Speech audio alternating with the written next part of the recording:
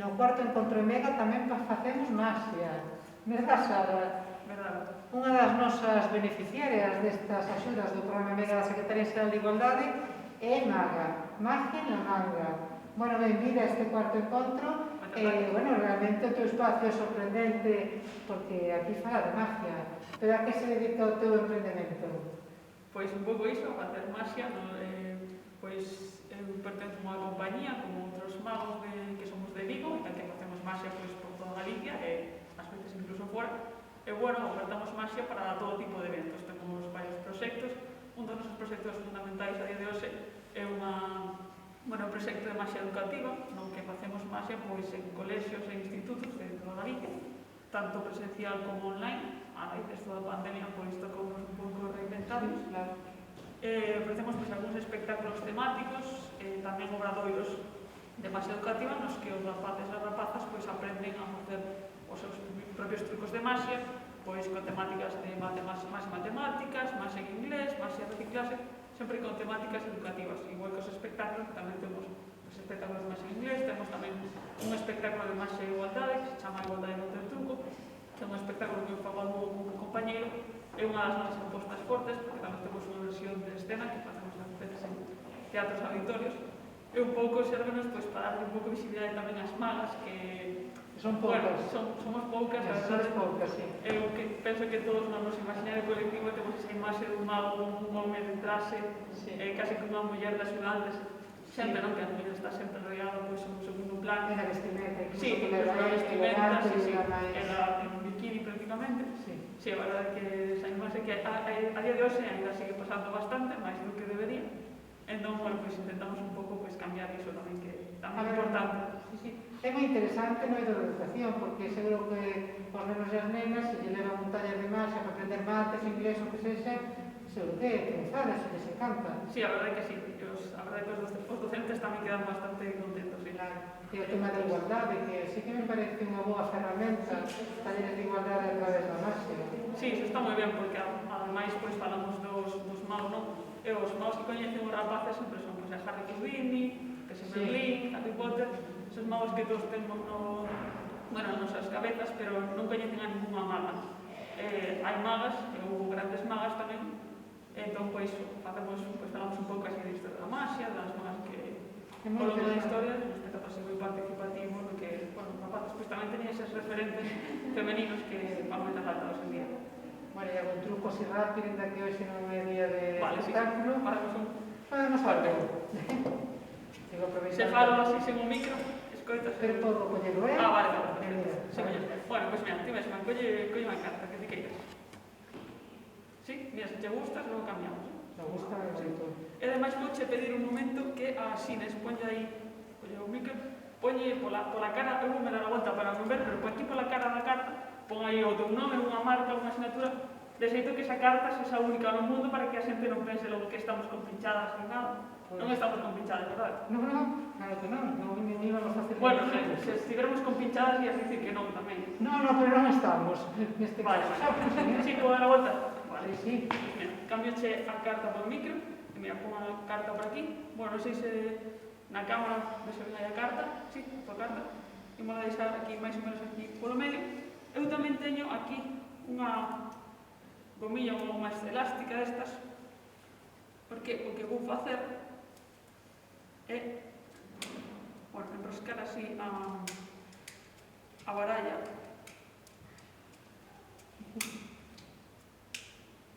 co goma deste xeito. Aí está. Bueno, e como unha goma, sabes que as gomas serven para borrar, non? Sí. Entón, mira, só hai que pasar o dedo así por riba da goma para que a goma desapareza, pero bueno, non desapareceu, ten que estar en algún sitio. Ti que estás aquí preto, igual lo podes ver por aí. Mira, ves aí no medio? Sí, está aí. No medio, pero non está en calquera sitio, senón que está atrapando unha carta que ademais é un 4 rombos cun símbolo moi bonito como este. Bueno, pois serán uns aplausos virtuales reais. Aquí despois, Pois la Rodeina con moito cariño, moitas gracias. Bueno, pois pois é un proxecto moi original, penso que terá moito éxito empresarial e tamén educativo, que boa falta nos fai. Sí. Encantada será de coñecerte e de Moitísimas estar gracias. contigo. Gracias, e gracias por o agasallo. Nada.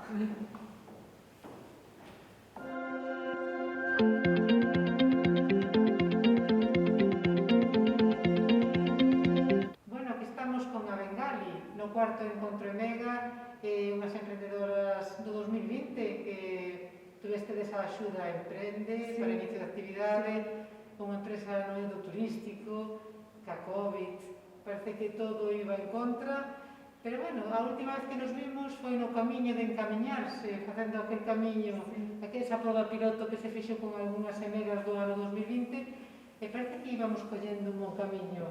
A que vos dedicades e como está sendo de duro este camiño e esta empresa? Efectivamente, Eva. Pois empezamos porque vimos a necesidade na xente de que fago o domingo pola tarde, mirar a tele ou que facemos hoxe cos nenos, a onde vamos, hoxe está chovendo, que vamos? Bueno, pois nos propoñemos excursións de ir a un pazo, de ir a un museo, por exemplo, o Museo de Rosalía, ir a un evento de a Festa da Orella, de Carnaval, cousas así que atraigan, non? Moi específicas e moi viables, non? A mirar un bebé, sí, cousas que se poden facer en familia, con maiores, con pequenos, con nenos, simplemente hai que querer estar coa xente, socializar, non? Salir de casa e tamén conocer, porque sempre aprendes cando vas por aí, non? E se vas a sitios onde te guían, este Museo de Rosalía, pois ten isto ou outro, sempre aprendes, sempre cousas novas. E vos que organizades todo o paquete, non? O traslado, contades ali as anécdotas, as curiosidades de máis interés, e adaptadas para esas persoas, non? Xusto.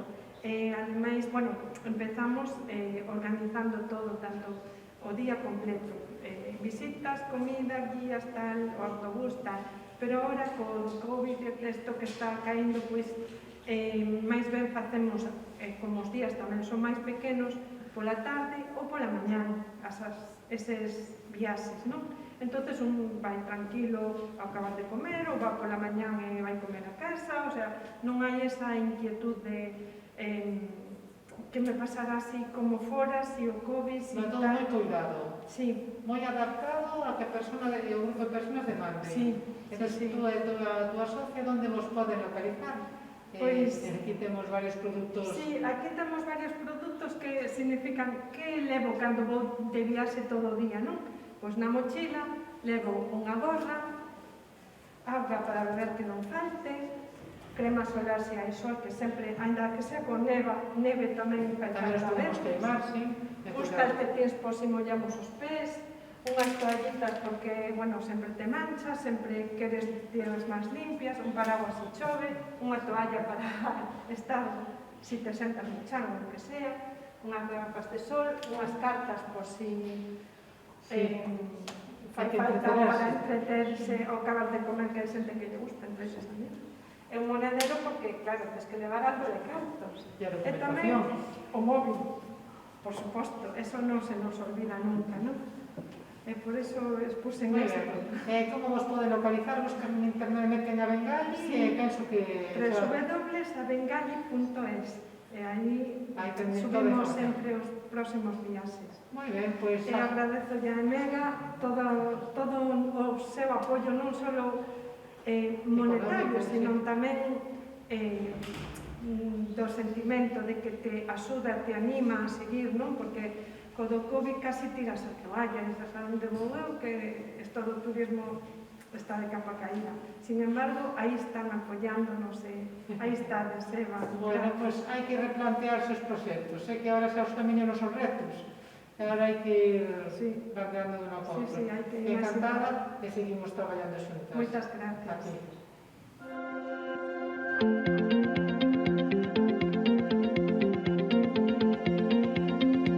Hola, Ana, benvida ao cuarto encontro de Emprendedoras EMEGA, da Secretaría Xeral de Igualdade.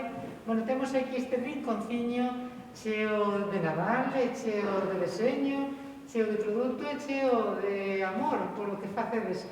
A que vos dedicades en Azul Gráfica? Pois en Azul Gráfica vimos da rama das artes gráficas, que é a empresa que creei en 1999, pero como a miña inquietude é moito traballar cas mans e a recuperación de obxectos antigos e darlle un dobre uso, pois quixen aplicar todos esos coñecementos, esa experiencia de 20 anos aplicado a facer e a recuperar produtos que estaban, que eu lle chamo Delcon, del contenedor. Delcon.